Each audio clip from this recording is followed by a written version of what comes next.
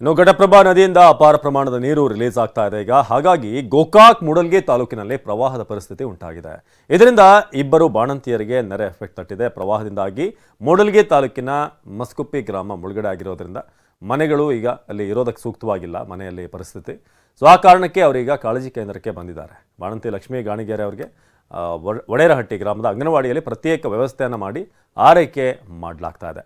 So ಇಬ್ಬರು ಬಾಣಂತಿಯರಿಗೆ ತಟ್ಟಿದಂಥ ನೆರೆ effect. So ಮಗು ಅಲ್ಲೇ ಮಲಗಿಸಿದ್ದಾರೆ ನೋಡ್ಬೋದು. ನಮ್ಮ ಬೆಳಗಾವಿಯ ಪ್ರತಿನಿಧಿ ಸಹದೇವ್ ಮಾನೆ ಒಂದು ಪ್ರತ್ಯಕ್ಷ ವರದಿ ಕೊಟ್ಟಿದ್ದಾರೆ, ಬನ್ನಿ ನೋಡೋಣ. ನೆರೆ ಪ್ರವಾಹದಿಂದ ಬಾಣಂತಿಯರು ಕೂಡ ಪರದಾಡುವಂಥ ಪರಿಸ್ಥಿತಿ ನಿರ್ಮಾಣ ಆಗಿರುವಂಥದ್ದು.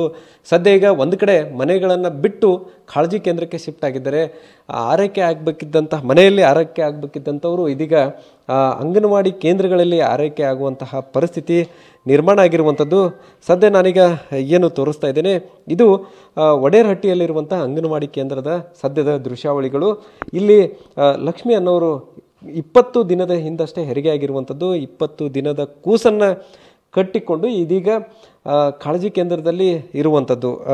ಈ ಒಂದು ದಿನಗಳಲ್ಲಿ ಸಹಜವಾಗಿ ಮನೆಯಲ್ಲಿ ಅವ್ರನ್ನ ಬಹಳ ಜೋಪಾನ ಮಾಡುವಂಥದ್ದನ್ನು ಆ ಕುಟುಂಬ ಮಾಡ್ತಾಯಿದ್ರು. ಆದರೆ ಏಕಾಏಕಿ ಘಟಪ್ರಭಾ ನದಿ ನೀರು ಬಂದಿರುವಂಥ ಕಾರಣಕ್ಕಾಗಿ ಅನಿವಾರ್ಯವಾಗಿ ಅಗತ್ಯ ಸಾಮಗ್ರಿಗಳನ್ನು ತೆಗೆದುಕೊಂಡು ಈಗ ಮನೆ ಬಿಟ್ಟು ಬಂದಿರುವಂಥದ್ದು.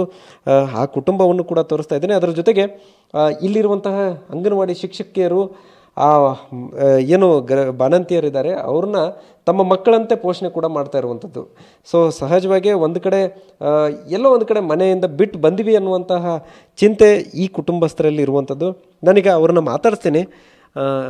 ಎಷ್ಟು ದಿನ ಆಯ್ತು ರೀ ಅಮ್ಮ? ಇವತ್ತಿಗೆ 20 ದಿನ ಆಯ್ತ್ರಿ. ಮಗು ಎಲ್ಲ ಆರಾಮೈತ್ರಿ? ಹಾಂ ಆರಾಮೈತ್ರಿ. ಆದ್ರ ರೀ ತಂಪು ಗಾಳಿ ಆದ್ರೂ ಬೀಸ್ತೈತ್ರಿಲ್ಲ, ಆಕಿ ತಂಡಿದು ಹತ್ತೈತ್ರಿ. ತ್ರಾಸ ಏನು ಮಾಡ್ಕೊಂಗಿಲ್ರಿ, ಎಲ್ಲ ಪ್ಯಾಕ್ ಮಾಡಿರ್ತೀವ್ರಿ. ಆಕಿನ ಅಂಗನವಾಡ್ಯಾಗ ತಂಪು ಗಾಳಿ ಏನು ಬರಂಗಿಲ್ರಿ. ಇವತ್ತಿಗೆ 4 ದಿನ ಆಯ್ತ್ರಿ ಬರಾಕೈತ್ರಿ ನೀರು. ಮನಿನ ಮುಣಿಗೈತ್ರಿ ಎಲ್ಲ. ತವ್ರ ಮನೆಗೆ ಬಂದಿದ್ರಿ ನೀವು? ಹಾಂ, ತವ್ರ ಮನೆಗೆ ಡೆಲಿವರಿಗೆ ಅಂತ ಬಂದಿದ್ದು ರೀ. 20 ದಿನ ಆಯ್ತ್ರಿ ಇವತ್ತಿಗೆ ಡೆಲಿವರಿಗೆ. 20 ದಿನ ಹುಡುಗಿ ನೀರ ಬಂತ್ರಿ. ಅಲ್ಲಿ ಹೊಳಿ ಬಂದೈತಿ ಹಂಗೆ ಜೋರ ಇಲ್ಲೇ ಬಂದ್ರೆ ಗಂಜಿ ಕೇಂದ್ರಕ್ಕೆ ರೀ. ಇಲ್ಲೇ ಚಲ್ತಂಗ ನೋಡ್ಕೊಂಡ್ರೆ ಹೊಳಿ ಐತ್ಯಾಕ ಇಲ್ಲೇ ಇರ್ತೀರಿ. ಈದ್ಗಾಯ ಹೋಗ್ಕೋರಿ ಇವತ್ತು ಹಾಕಿತ್ರಿ. ಮತ್ತು ಹೊಳಿ ಬಂದೈತಿ ಏನು ಮಾಡ್ರಿ, ಅನಿವಾರ್ಯ ಐತ್ರಲ್ಲೇ, ಅದಕ್ಕೆ ಇಲ್ಲಿ ಬಂದ್ರಿ. ಎಲ್ಲ ಮುನಿಗೈತ್ರಿ, ಏನೂ ಇಲ್ರಿ. ಹಾಂ, ಎಲ್ಲ ಅಲ್ಲೇ ಬಿಟ್ಟು ಬಂದ್ರಿ, ಏನು ತಂದಿಲ್ರಿ. ಇಬ್ರು ಅದಾರ ಸರ್ ಬಾಣಂತಿರಿ. ಒಬ್ಬ ಗರ್ಭಿಣಿ ಅದಾರ ಸರ್.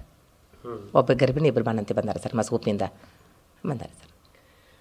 ಸೊ ಇದಿಷ್ಟು ಸದ್ಯ ಈಗ ಒಂದು ಕಡೆ ಗರ್ಭಿಣಿಯರಾಗಿರ್ಬೋದು, ಬಾಣಂತಿಯರಾಗಿರ್ಬೋದು ಎಲ್ಲರ ಆರೈಕೆ ಆಗ್ತಾ ಇದೆ. ಅದರ ಜೊತೆಗೆ ಒಂದು ಏನಂತಂದರೆ ಈ ಒಂದು ಪ್ರವಾಹ ಸೃಷ್ಟಿಸುವಂತಹ ಅನಾನುಕೂಲಗಳು ಯಾವ ರೀತಿ ಇರುತ್ತೆ ಅನ್ನುವಂಥದ್ದಕ್ಕೆ ಈ ಒಂದು ಏನು ದೃಶ್ಯಾವಳಿಗಳು ಕೂಡ ಸಾಕ್ಷಿ ಆಗ್ತವೆ. ಒಟ್ಟಾರೆ ಮುಸುಗುಪ್ಪಿ ಒಂದು ಕಡೆ ಕಂಪ್ಲೀಟಾಗಿ ಮುಳುಗ್ತಾ ಇದೆ. ಅದರ ಜೊತೆಗೆ ಅಲ್ಲಿದ್ದಂತಹ ಜನರು ಕೂಡ ಮನೆಗಳನ್ನು ಕಳೆದುಕೊಂಡು ಈಗಾಗಲೇ ಕಾಳಜಿ ಕೇಂದ್ರಕ್ಕೆ ಶಿಫ್ಟ್ ಆಗಿ ಇಲ್ಲಿ ವಾಸ್ತವ್ಯ ಹೂಡಿರುವಂಥದ್ದು. ಯಾವಾಗ ನದಿ ನೀರು ಕಡಿಮೆ ಆಗುತ್ತೆ ಅನ್ನುವಂಥ ಚಿಂತೆಯಲ್ಲಿ ಅವರೆಲ್ಲರೂ ಕೂಡ ಇರುವಂಥದ್ದು. ಕ್ಯಾಮರಾಮನ್ ಪ್ರವೀಣ್ ಜೊತೆ ಸಹದೇವ್ ಮಾನೆ, TV9 ಬೆಳಗಾವಿ.